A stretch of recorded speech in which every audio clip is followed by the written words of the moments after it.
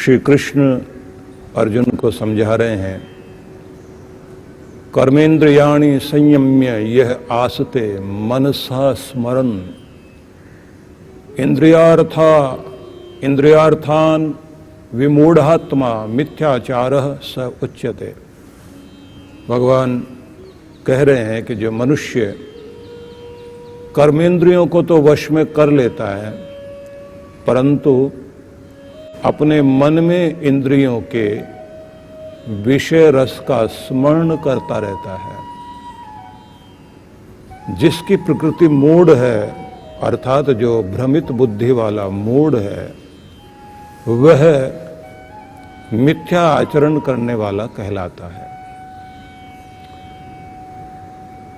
अर्थ समझें, कर्मेंद्रियाणि संयम्य यह आसते मनसा स्मरन्, अपनी समस्त कर्मेंद्रियों को तो वश में कर लेता है, मतलब हाथ पांव आदि वो तो उसके वश में हैं, शांत भी है, स्थिर होकर बैठा भी हुआ है,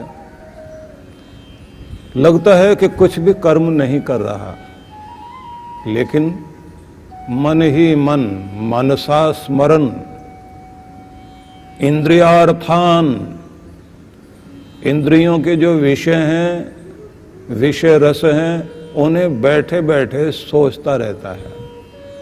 बाहर से दिखाई देता है कि शांत, कुछ भी न करते हुए ऐसा लगता है कि जैसे वह बिल्कुल शांत है, और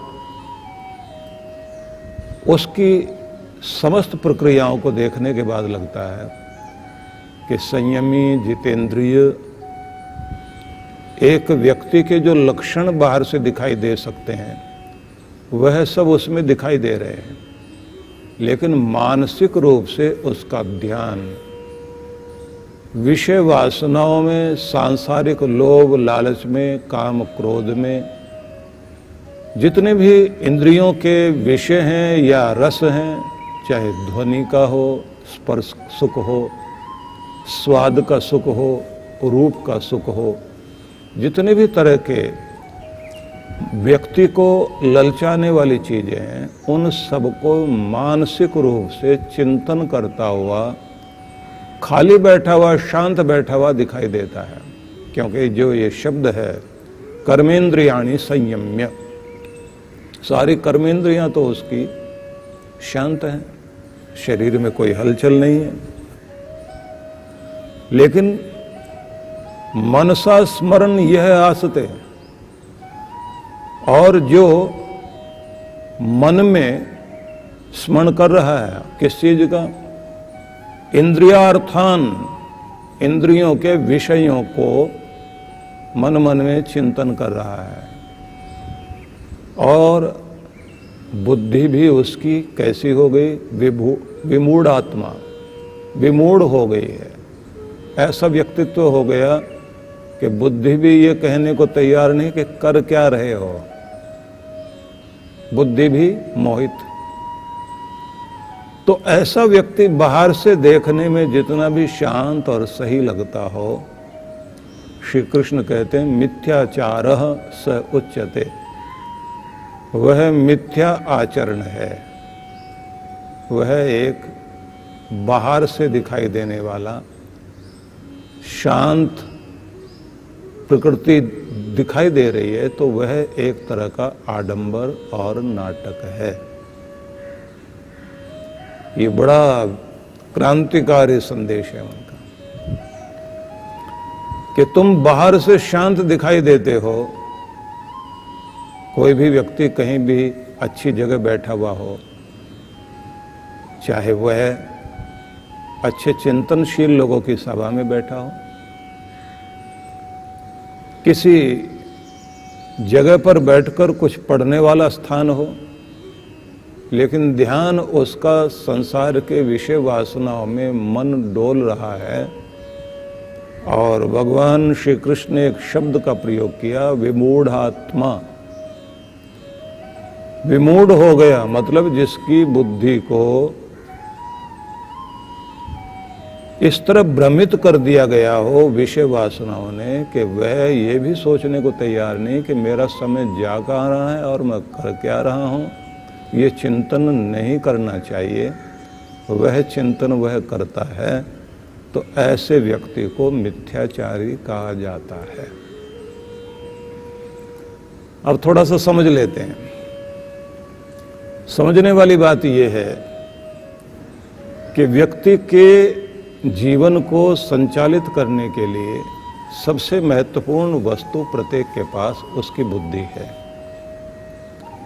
लेकिन जिस समय मन मन में भी व्यक्ति कल्पनाओं में ही अगर संसार के लोभ, लालच, काम, क्रोध आदि विषय वासनाओं में अपने आप को, कल्पनाओं में भी अपने मन को लगाए हुए है, तो उसकी बुद्धि भी भ्रमित हो जाएगी। बुद्धि भी नहीं सोच पाएगी कि तुम क्या कर रहे हो। प्रत्येक व्यक्ति की सबसे बड़ी विशेषता होती है, हर मनुष्य के पास उसकी जो बुद्धि है, उसका जो दिमाग है, यही सबसे बड़ी उसकी विशेषता है।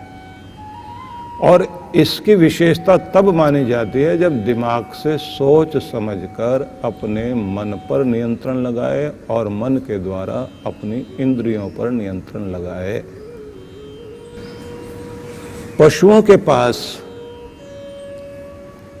एक अलग तरह की बुद्धि होती है, मतलब उनकी समझ बहुत छोटी सी होती है, छोटी बुद्धि, छोटी सोच। उनको नहीं देखना मालिक का खेत है या फिर किसी दूसरे दुश्मन का खेत है, उसको तो समझ आ गया कि यहाँ हरियाली है, वो दौड़कर वहाँ जाएगा। भले ही उसकी इस हरकत के कारण दो लोगों के बीच में इतनी बड़ी लड़ाई हो जाए कि लाठियों से दोनों एक दूसरे का सिर फोड़ दें, उसे नहीं पता। वो जाएगा और जाकर वहाँ पशु जाएगा और दूसरे के खेत में घुस जाएगा। क्योंकि पशु को कहा ही इसलिए पशु जाता है, पशु पश्यति इति, वो केवल देखता है, समझने की चेष्टा नहीं करता। उसे जहां भी लालच मतलब उसके खाने की चीज है वहां चल पड़ा। जिस व्यक्ति की इंद्रियां उसके काबू में नहीं है, जहां भी आकर्षण दिखाई दिया उधर चल पड़े, किसी ने बहकाया उधर चल पड़े। तो नियंत्रण तो है ही नहीं। निश्चय करने के लिए व्यक्ति के पास में बुद्धि है। जिस आदमी के अंदर आवेग अंदर से आए, क्रोध कहा जाए, ईर्ष्या कहा जाए, बैर कहा जाए, बदले की भावना कहा जाए, किसी ने भड़का दिया और कह दिया कि बस यही ठीक है, ये बुद्धि पर प्रभाव डालने वाले लोग इतने भयंकर होते हैं। आप जरा सोचकर देखिए कि जिन लोगों के दिमाग को बदल दिया गया और ये कह दिया गया कि तुम दूसरों को मार दोगे, जाकर निरपराधों को की हत्या कर दोगे, इससे तुम्हें बहुत बड़ा पुण्य मिल जाएगा, हो सकता है कि तुम्हें स्वर्ग मिल जाए, जन्नत मिल जाए। अब इतनी सी बात बुद्धि में बैठा दी गई और साथ में कह दिया जाए कि ये तो ईश्वर का ही आदेश है, वो चाहता ही ऐसा है। अब बुद्धि में बैठा दिया, वो जा रहे हैं, जाकर के न जाने कितनों को मारते घूम रहे हैं। और अगर बचपन से ही बैठा दिया जाए, छोटी सी उम्र में बैठा दिया जाए, इसलिए कुछ लोग छोटी सी आयु से ही बच्चों के हाथ से पशु पक्षी मरवाते हैं कि इतना अंतःकरण निर्दयी हो जाए कि किसी भी खून को बहते देखते हुए उनको कोई फर्क ना पड़े और उनको लगे ये भी एक कर्म है। थोड़ा सा और आगे बढ़ते हैं, कुछ कबीलों में इस तरह की प्रथाएं रही हैं कि हमारे यहाँ तो एक ही कर्म है, चोरी, और उनके कुल खानदान में चोरी ही चली आ रही है। और ये बात ध्यान रख लीजिए कि कोई मंदिर में जा रहा है तो इसका मतलब धार्मिक हो गया, ऐसा नहीं है।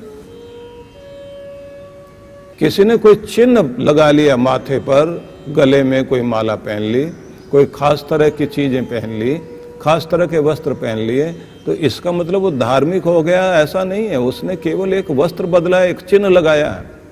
वो धार्मिकता उसके आचरण में और उसके जीवन में और उसके मन में, उसके चित्त में आनी चाहिए। चंबल के डाकुओं के बीच एक बड़ी विचित्र बात रही है कि जब भी डाका डालने जाते थे तो उससे पहले देवी माता के मंदिर में जाकर के प्रार्थना करते थे और बड़े से बड़े पहरे के बीच में भी भेष बदल करके मंदिर में जाकर के मत्था टेकते थे, आशीर्वाद देना माता कि मैं डाका डालने जा रहा हूं, कितने भी लोग मर जाएं लेकिन सफलता मिलनी चाहिए। अब इसे धार्मिकता कहेंगे आप? दया धर्म का मूल है, इतना तो सामान्य लोग भी बोलते हैं। पाप मूल अभिमान, तुलसी दया न छोड़िए जब तक घट में प्राण। जब तक आपके अंदर दया नहीं है तब तक आपके जीवन में धर्म कहां से आ गया? निर्दयता का नाम धर्म तो नहीं है। तो ये ध्यान रख लीजिए कि बाहरी आचरण से यह नहीं कहा जा सकता कि व्यक्ति धार्मिक है। और मुसीबत यह है कि हम बाह्य आचरण को इतना बड़ा महत्व देकर चल पड़े कि जो उस तरह के भेष वाला नहीं है तो हमको लगता ही नहीं कि ये धार्मिक व्यक्ति है।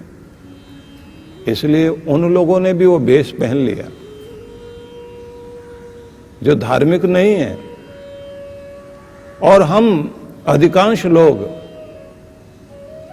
इसी को देख करके प्रभावित होते हैं।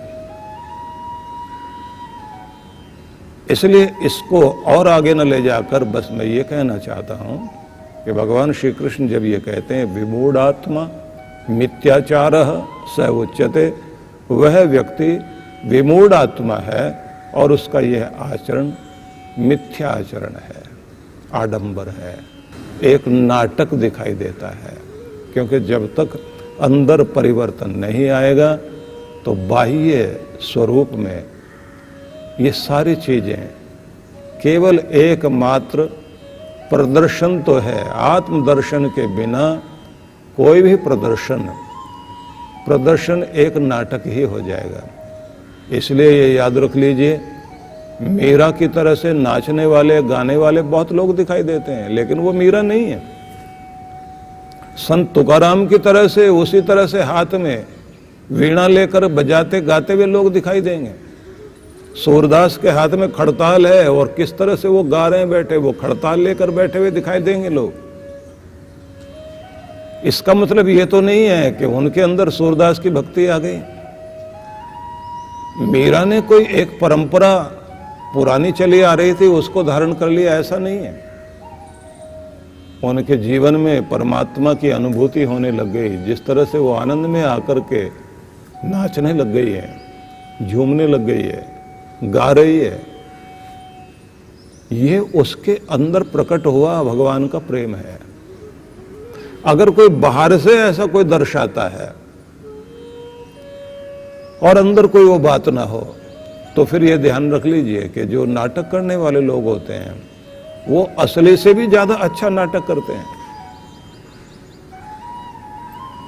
असली का रावण इतने जोर से हंसा भी नहीं होगा जितना रामलीला वाला हंसता है। असली वाला रावण ने इस तरह गरज करके बोला भी नहीं होगा जिस तरह से आप देखते हैं ना कि रामलीला में वो किस तरह से पांव को तख्त के ऊपर मार के और कितने जोर से चिल्ला करके बोलता है। एक बड़ी विचित्र बात आपको मैं सुनाता हूं। हालांकि हमारा विषय आगे का है, हम 2 और श्लोकों के बारे में विचार करेंगे, लेकिन फिर भी एक बात को समझना आवश्यक है। अपने समय में चार्ली चैपलिन एक बहुत बड़ा स्टार था जिसको देखने के लिए दुनिया दुनिया के लोग इकट्ठे हो जाया करते थे। हास्य कलाकार था। मूक फिल्मों को बनने के समय में उस व्यक्ति ने जितना जो भी कुछ दिया आज भी प्रासंगिक है। लेकिन बड़े अजब अलग अलग तरह के प्रयोग भी किए। इंग्लैंड में एक प्रतियोगिता रखी गई और वो प्रतियोगिता थी कि पूरे देश के अंदर से जो सबसे अच्छे अभिनेता है और चार्ली चैपलिन की एक्टिंग करके अभिनय करके दर्शाएं, उनमें जो श्रेष्ठ होगा उसको चार्ली चैपलिन के द्वारा पुरस्कार दिया जाएगा। अब बिल्कुल चार्ली चैपलिन की तरह से उसी कदकाठी के लोग वैसा भेष बनाकर वैसे बोलते हुए वैसे चलते हुए लोग आ गए। और मजा ये रहा कि चार्ली चैपलिन खुद भी उसने सोचा चलो मैं भी चलता हूं। अब एक साथ अगर 50 लोग चार्ली चैपलिन बनकर जाकर बैठ गए हों, नकली नाम उन्होंने भी अपना लिखवा दिया, अब ये तो सारे के सारे तो चार्ली चैपलिन लग ही रहे थे। और प्रतियोगिता शुरू हुई। जो नकली थे वो 5 लोग जो है नकली जो है वो सफल होते चले गए 6ठे नंबर पर। मतलब चार्ली चैपलिन जो असली था उसका 6ठा नंबर आया, जो नकली था वो फर्स्ट आ गया। प्रतियोगिता जीत गया नकली वाला और असली वाला 6ठे नंबर पर आया कि तुम्हारी एक्टिंग तो है ही नहीं असली वाला। असली चार्ली चैपलिन जैसे करता है वैसे तो तुम कर नहीं पाए। हाँ, पर तुम लगते वैसे रहे, भाषा वैसी थी, इसलिए 6ठे नंबर पर आपको रखा जाता है। उसके बाद उसके सेक्रेटरी ने आकर के कहा असली तो ये है। तो कमाल की बात यह है कि जो नकली वाले लोग हैं वो फर्स्ट आए हुए हैं इस समय, उनके नंबर है 6ठे नंबर पर असली है, नकली वाला पहले नंबर पर है। इसलिए आप नहीं पहचान पाएंगे कि कहां वास्तविक अध्यात्म है। तो इसलिए श्री कृष्ण का यह शब्द जो मैंने कहा था ना कि बड़ा क्रांतिकारी श्लोक है ये। लेकिन अगर हम इसी पर चर्चा करते रह गए तो अगला संदेश जो और हमारे लिए महत्वपूर्ण है वो छूट जाएगा। मैं शीघ्रता से आगे बढ़ता हूं। आगे वो कहते हैं यस्तु इंद्रियाणि मनसा नियम्यारभते अर्जुन कर्मेन्द्रियैहि कर्मयोगमसक्तः स विशिष्यते। यस्तु इंद्रियाणि मनसा नियम्य आरभते अर्जुन। विच्छेद करके पदच्छेद करके बता रहा हूं क्योंकि अर्थ करने में आनंद तभी आता है। पहले अर्थ सुन लीजिए कि हे अर्जुन, जो व्यक्ति मन द्वारा इंद्रियों को नियंत्रित रखता है, मन द्वारा, और अनासक्त होकर कर्मेंद्रियों को कर्म के मार्ग पर लगाता है। दो बातें हो गई, कर्मेंद्रियां और ज्ञानेंद्रियां। पहले अर्थ को पूरा पूरा समझ लीजिए, फिर इसके गूढ़ रहस्य को समझने की चेष्टा करेंगे। श्री कृष्ण कह रहे हैं अर्जुन, जो व्यक्ति मन के द्वारा अपनी इंद्रियों को नियंत्रित रखता है और अनासक्त होकर कर्मेंद्रियों को कर्म के मार्ग पर लगाता है, तो वह उत्कृष्ट है, वह ऊंचा है। कहना क्या चाहते हैं? मन बहुत बड़ी चीज है। मन जहां होगा, जिस चीज पर लगेगा उस चीज को बढ़ा देगा। ईर्ष्या पर लग गया, ईर्ष्या को 1000 गुना बढ़ा सकता है। किसी के प्रति प्रेम जाग गया मन में तो उसको इतना प्रेम पूर्ण कर देगा, उसकी हर चीज अच्छी लगेगी। और अगर किसी के प्रति घृणा जाग गई तो अभी तक आपके पास घृणा के 10 कारण थे, लेकिन जिस दिन मन उसी में टिक गया और कई दिनों तक मन उसी घृणा वाली चीज पर रहा, तो नफरत बढ़ते बढ़ते, घृणा बढ़ते बढ़ते इतनी बढ़ सकती है कि लाख कारण आप ढूंढ सकते हैं कि वह आदमी किसी भी योग्य से प्रेम करने लायक नहीं है। जहां मन लग जाएगा, जिस पर टिक जाएगा, उसी को 1000 गुना नहीं, लाख गुना बढ़ा सकता है। ये बड़ा महत्वपूर्ण है। जब मन हट जाएगा तो आप देखेंगे सारे दुर्गुण ही दुर्गुण नजर आएंगे। और अगर मन लग गया तो क्या नहीं है उसमें, हर चीज दुनिया की उसी में दिखाई देगी। ये बड़ी समस्या है। और मन की समस्या ये भी है कि वो छोटी सी बात से खिन्न हो जाता है। छोटी सी बात मन को लग जाए तो किसी के बारे में भी आप उल्टा सीधा सोच सकते हैं। इसलिए मन जब हट जाता है और गुस्सा आ जाए किसी के बारे में, आपने कभी भी जिंदगी में जो नहीं बोला होगा आप बोलते हैं, और दूसरा कहता आज पता लग गया तुम्हारे दिल में मेरे लिए क्या भावना है। लेकिन समझदार आदमी जानता है कि ये इसके बेचारे के मन में आया हुआ एक जोश है, ये दूसरों के द्वारा दिए गए कुछ वाक्य हैं, वो निकल आए बाहर, ये कूड़ा बाहर निकल आया। लेकिन ये व्यक्ति ऐसा नहीं है, ये बहुत प्यार वाला आदमी है, बहुत अच्छा इंसान है, इसके हृदय तक पहुंचना चाहिए। इसलिए समझदार व्यक्ति उसे मौका देता है, अवसर देता है उसे संभलने का, सुधरने का, उसके हृदय तक पहुंचने का। और अगर दिखाई देता जाए परत दर परत कुरेदते हुए कि ये धूर्त है, दुष्टता भरी हुई है, ओढ़ा हुआ आचरण था विनम्रता का, तो अंदर से वास्तविकता निकल आएगी। क्योंकि बाहर से तो पीतल भी सोना लग सकता है, बाहर की परत सोने की चढ़ाई जा सकती है। लेकिन कभी कभी ऐसा होता है कि संयोग के कारण, दूसरे के साथ मिल जाने के कारण, पानी भी तो आग की तरह जलाने लग जाता है ना। लेकिन पानी का वो स्वभाव तो नहीं है, उसे अपनी वास्तविकता में तो आने का मौका देना चाहिए। तो फिर से हम वहीं चलते हैं, क्योंकि ये एक मनोविज्ञान चल रहा है इस समय। भगवान श्री कृष्ण ने जो है, इसलिए कहा जाता है कि गुरु परंपरा में जाने के लिए जहां व्यक्ति को वेद शास्त्र, दर्शन शास्त्र और धर्म शास्त्र की जानकारी हो, वहीं उसे मनोविज्ञान की भी जानकारी होनी चाहिए। उसे फिर जो है आयुर्विज्ञान के विषय में भी जानकारी होनी चाहिए। उसे समाज शास्त्र की भी जानकारी होनी चाहिए कि समाज में व्यक्ति जीता किस तरह से है। जब तक उसे उन प्रबंधनों के विषय में भी नहीं जानकारी हो कि प्रबंधन किस तरह से जीवन के किए जाते हैं, और जब तक वह इतना संवेदनशील ना हो कि दूसरे के हृदय के संवेदनाओं को ना समझ सके, और जब तक वह स्वयं को ईश्वर से संबंधित अपने मन को, अपनी आत्मा को, अपने अंतःकरण को जब तक भगवान से जोड़कर उसके रस को नहीं लेना जान पाता, और दूसरों के को अपने ओरा से, अपनी तपस्या से, अपनी भक्ति से उनके जीवन की समस्याओं का समाधान करने के लिए योग्य नहीं हो जाता, तब तक गुरु उसे आगे गुरु पद पर नहीं बैठाता और उसे यह अधिकार नहीं देता कि तू मंत्र दे सकता है।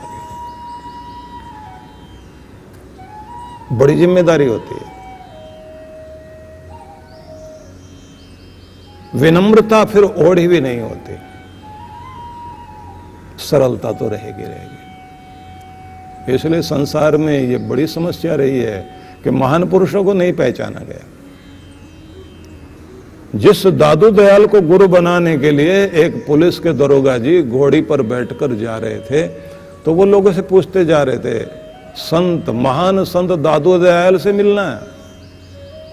और दादू दयाल अपनी भक्ति करने के बाद ए फॉर एप्पल नहीं, अब ए फॉर एआई सीखने का टाइम आ चुका है। क्योंकि जो आज आप काम घंटों लगाकर कर रहे हो, एआई यूज करके आप कुछ सेकंड्स में कर सकते हो। मैं बताता हूं कैसे। आपको डेटा एनालिटिक्स करना है, इसमें बहुत ज्यादा टाइम लगता है।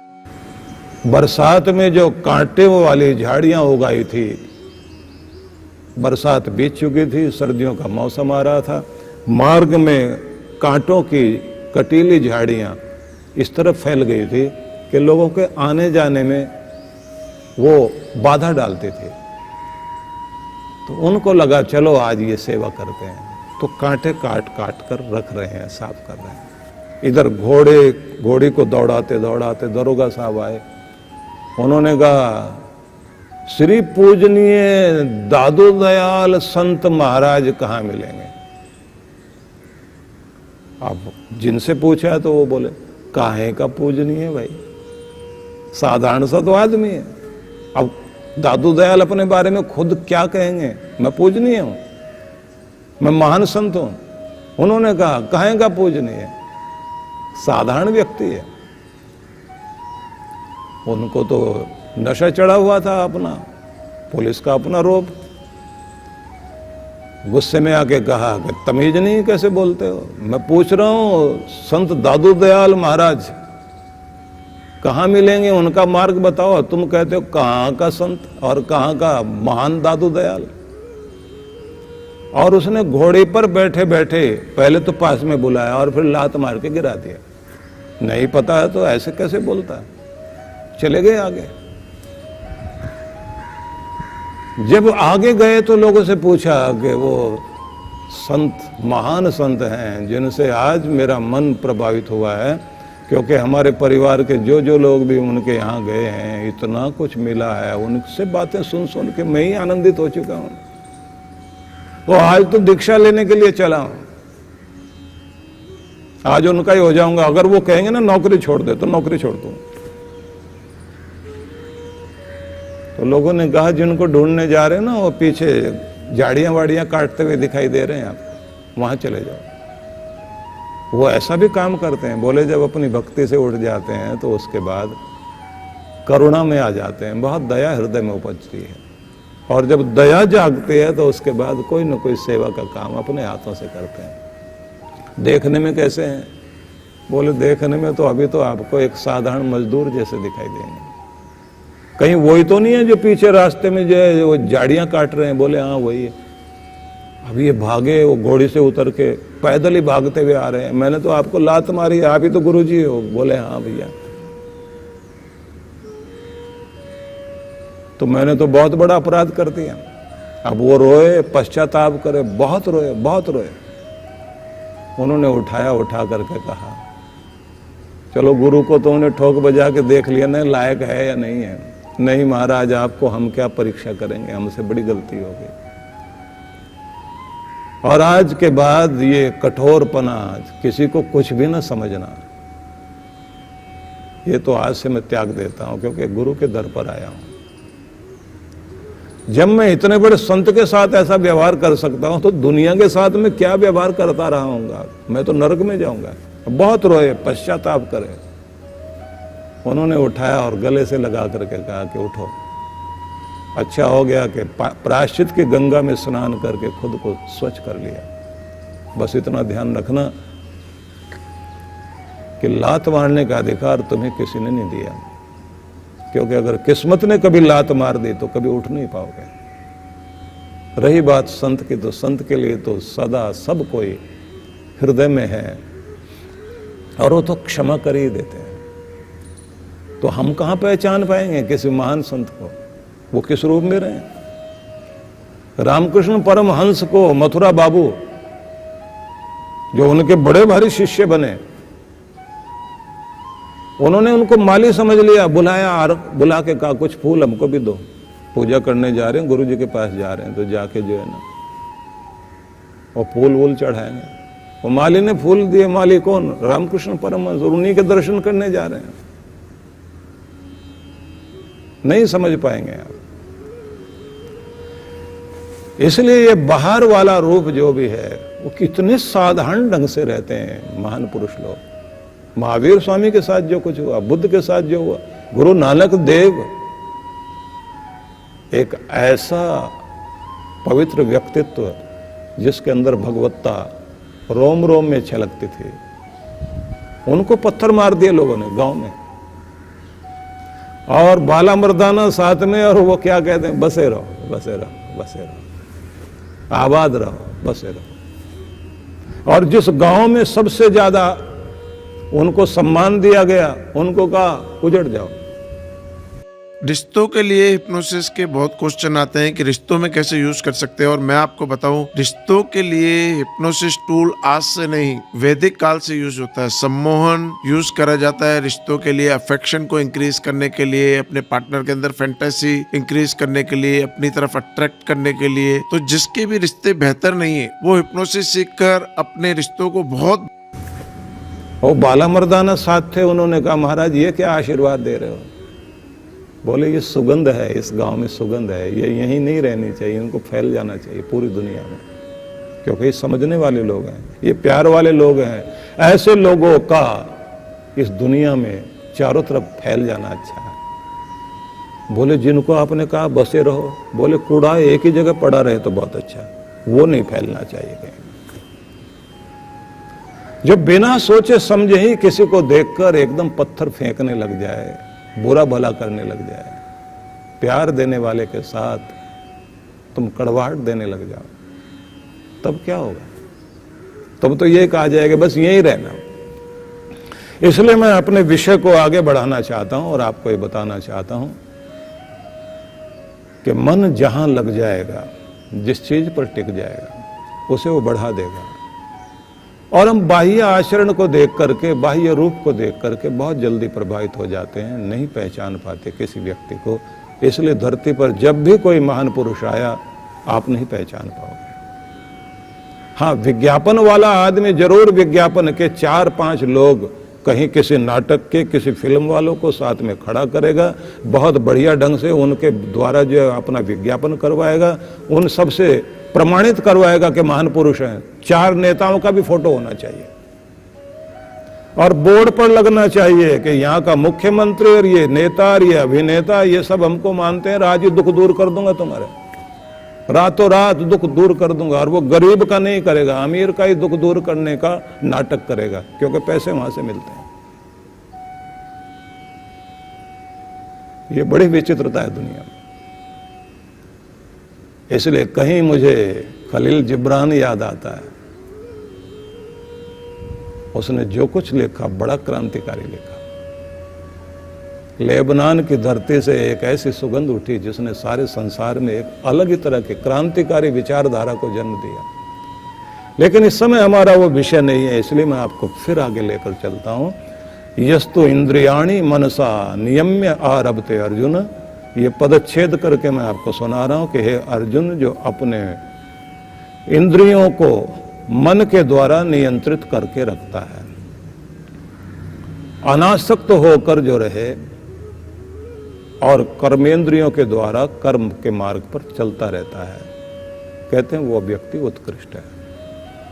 सीधा अर्थ हुआ, ज्ञानेंद्रियां व्यक्ति की, आंख, नाक, कान आदि, जो ये हमारे ज्ञान कराने वाले जो सेंसेज हैं हमारे, इनको मन के द्वारा जो सही दिशा में चलाए और सही चिंतन के द्वारा कर्म करे, मतलब श्रेष्ठ कर्म करे, और कर्म में भी आसक्ति नहीं है, अनासक्त भाव से करे। मतलब अपने स्वार्थ के लिए नहीं, अपने मतलब के लिए नहीं, अपने नाम के लिए नहीं, अपने धन के लिए नहीं, अपना व्यक्तिगत फायदा नहीं, जन समाज के कल्याण के लिए जब व्यक्ति कर्म कर रहा होता है, ऐसा कर्म करने वाला व्यक्ति स विशिष्यते, वो विशेष है, वो उत्कृष्ट है। अर्थात व्यक्ति अधिक सफल होता है जो मन द्वारा इंद्रियों को अनुशासित करके, अनासक्त होकर अपने कर्मेंद्रियों को ईश्वर से संयुक्त करने वाला और प्रभु के लिए ही कर्म करने के लिए जो लग जाता है, ऐसा व्यक्ति कर्म योगी है। वह कर्म जो कर रहा है वह कर्म श्रेष्ठ कर्म है। कर्म योग आत्मा को परमात्मा से मिलन कराने वाले कर्मों को ही कहा जाएगा। जो कर्म ईश्वर से हमारा मिलान कराएं, ऐसे कर्मों को जब हम कर रहे होते हैं, वह कर्म कर्म योग कहलाएगा। अच्छे कर्म करते हुए ईश्वर तक जाएं, मार्ग थोड़ा लंबा जरूर लगता है। यदि आप ध्यान भी और इंद्रियों का नियंत्रण भी साथ जोड़ लें, नैतिकता को भी अपना लें, अनुशासन को अपना लें, तो यह मार्ग तीव्रता के साथ आपको ईश्वर तक ले जाएगा। सीधा अर्थ हुआ कि कर्म योग भी ईश्वर की तरफ लेकर जाता है। और ध्यान और ज्ञान का मार्ग तो है ही, ध्यान भी एक कर्म है, ये ध्यान रख लीजिए। हालांकि जापानी लोग ये कहते हैं ध्यान कर्म नहीं कहला सकता, साधना कर्म नहीं कहला सकती, क्योंकि नींद कर्म नहीं है, स्वयं घटने वाली चीज है। ये बड़े मजे की बात है। नींद को आप कर्म करके नींद लाना चाहते हैं कि चलो सोते हैं, जोर लगाते हैं, नींद कैसे नहीं आएगी? तो जब भी आपने जोर लगाना शुरू कर दिया नींद लाने के लिए तो नींद नहीं आएगी। जैसे ही आपने अपने आप को ढीला छोड़ा, मन को किया शांत, तो अपने आप घटने वाली घटना नींद है। ऐसे ध्यान भी किया नहीं जाता, ध्यान होता है, ध्यान के लिए व्यवस्था की जाती है, लेकिन व्यवस्था करने को ही कर्म कहा जा रहा है। यहाँ पर वही ध्यान के लिए जो व्यवस्था की जाती है, ध्यान के लिए जो वातावरण बनाया जाता है, ध्यान के लिए जो प्रबंधन किया जाता है, ध्यान के लिए जो आप अपने मन को खाली करते हैं, वहां तक गुरु आपकी सहायता करता है। आगे तो परमात्मा अपने आप आपके अंदर उतरता है। आपको तो खिड़कियां खोलनी है, चंद्रमा की चांदनी तो अपने आप आपके अंदर आपके कमरे में घुस आएंगे। आपने दोनों तरफ के खिड़कियां खोल देनी है तो क्रॉस वेंटिलेशन होगा और हवा तो अपने आप आपके घर के अंदर से आना जाना शुरू कर देगी। आप द्वार खोल लीजिए, परमात्मा आने को तैयार है। बस इस व्यवस्था को गुरु देता है। और एक बात ध्यान रख लीजिए, जब आप किसी कर्म को श्रद्धा भाव से कर रहे होते हैं और अनंत प्रेम के साथ अपना कर्म करते जाएं, आपको ये भी नहीं पता कि कोई मेरे कर्म को पहचानेगा या नहीं पहचानेगा। आपको स्वयं अनुभव होने लग जाएगा, मेरा कर्म कर्म नहीं, मेरी पूजा है। आज उदाहरण में ज्यादा दे रहा हूं तो उदाहरण के साथ ही बात करता हूं।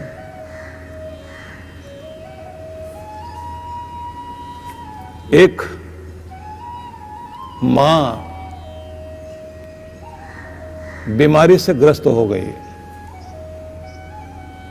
अल्जाइमर्स एक ऐसी बीमारी है जिसमें आदमी धीरे धीरे चीजें भूलने लग जाता है, और ये बढ़ने लग जाए तो बड़ी चीज हो जाती है। शुरू में तो लोगों को याद करा देते हैं, पर्ची पर दवाई लिख करके रखो, पॉकेट में डाल के रखो, दाईं पॉकेट, बाईं पॉकेट, ऊपर वाली पॉकेट, ये सुबह वाली दवाई है, ये शाम वाली दवाई है, ये दोपहर वाली दवाई है। आदमी निकाल करके उसको खाता है। कभी कभी जब समस्या ज्यादा बढ़ जाती है तो उसको यही नहीं याद रहता कि कौन सी दवाई कौन सी पॉकेट में रखी है। और किसी आदमी ने जो है वो 3 चश्मे लिए हुए थे, तो किसी ने उससे पूछ लिया 3 क्यों है? बोले एक नजदीक देखने वाला है, एक दूर का देखने वाला। बोले तीसरा किस लिए? बोले दोनों को ढूंढने वाला भी तो एक चश्मा चाहिए ना। पता नहीं कहाँ रख के भूल जाए। कई बार तो अपने माथे पे लगा करके आदमी ढूंढता रहता है, चश्मा कहाँ है। बताना पड़ता है कि माथे पे जरा नीचे कर लीजिए। जो लोग बहुत ज्यादा तनाव में रहने लग जाते हैं, ज्यादा बिजी रहते हैं, ज्यादा भुलक्कड़ हो जाते हैं, बड़ी समस्या हो जाती है। लेकिन ये अल्जाइमर्स नहीं है। अल्जाइमर्स तो वो समस्या है कि धीरे धीरे धीरे धीरे आप वहां तक पहुंच जाते हैं कि चीजें आप भूलने लग जाते हैं, और भूलने की बात वहां तक पहुंच जाती है जब आदमी अपने रिश्तों को भी नहीं याद कर पाता, नहीं जानता कि कौन मेरा है। उस मां की एक बेटी थी, पति पत्नी दोनों बूढ़े हो चुके थे, और वो बच्ची अपने ससुराल से आकर के अपने माता पिता के लिए जो कुछ कर सकती थी। पिता भी बीमार रहते थे, दोनों के कमरे अलग अलग, दोनों को अलग अलग वो दवाई देकर जाए। लेकिन पिता फिर भी इतने ठीक थे कि वो आकर के अपनी पत्नी का कुछ ख्याल रख लेते थे, और बेटी आए आकर के उन माँ को दवाई देना, खाना खिलाना, कपड़े पहनाना, वो सब करके जाती थी। और बरसों बीत गए, उस माँ को ये ख्याल नहीं कि ये कौन है, ये सेवा कौन कर रहा है। जैसे ही वो बच्ची आ जाए, आकर के सेवा करे, साफ सफाई करे, सारे घर को ध्यान रखे, अपने घर से ससुराल से खाना बनाकर लाए या फिर आकर के वहीं जल्दी से कुछ बना दे और आकर के माँ को खिलाए, पिताजी के लिए ला करके दे। बूढ़े लोग दोनों के दोनों घर में जैसे रह रहे हैं, और जैसे ही वो पूछे बेटी तू कौन है, तो वो कुछ भी बताए, उसको तो याद ही ना रहे, वो तो पहचाने ही नहीं कि ये कौन है। कितनी बार बेटी के आंख में आंसू आए कि माँ मुझे नहीं पहचानती। मेरी माँ इतना काम करने वाली माँ थी, इतनी दौड़ने भागने वाली माँ थी, इसने कभी रात दिन में कभी थकती नहीं थी, अब इसको क्या हो गया। पागल से पागल भी व्यक्ति हो जाए तो वो अपने बच्चों को नहीं भूलता, लेकिन मेरी माँ मुझे भूल गई है। आंख में आंसू ला करके और फिर वो सेवा करती जाए, और ये बार बार उसको देख करके पता नहीं कौन है ये, पता नहीं कौन है, उसका नाम भी नहीं बोल सकती, उसे पहचानती भी नहीं, और वो बेटी आए रोज सेवा करे, ध्यान रखे। कभी वो गुस्सा भी कर जाए उसके ऊपर, उसे तो अपनी होश ही नहीं है। और एक समय ऐसा आ गया कि डॉक्टर ने कह दिया कि आसान बात नहीं है, अब शरीर छूट भी सकता है। अब इन दिनों जरा ज्यादा समय तक आप इनके पास रहना। अब वो अपने ससुराल से छुट्टी लेकर के वहीं रहने लग गई, और एक दिन उस मां को सारी याद आ गई, याद आ गई। जैसे वो पहले कह रही थी तू कौन है, इतने दिनों से सेवा कर रही है, थोड़ी थोड़ी याद आ रही है। सालों बीत गए थे, अब बेटी का पिता भी साथ बैठा है, आज तेरी तबीयत को ठीक लग रही है, ये इतने समय से जो सेवा कर रही है, तो पहचान रही है इसको, कौन है ये।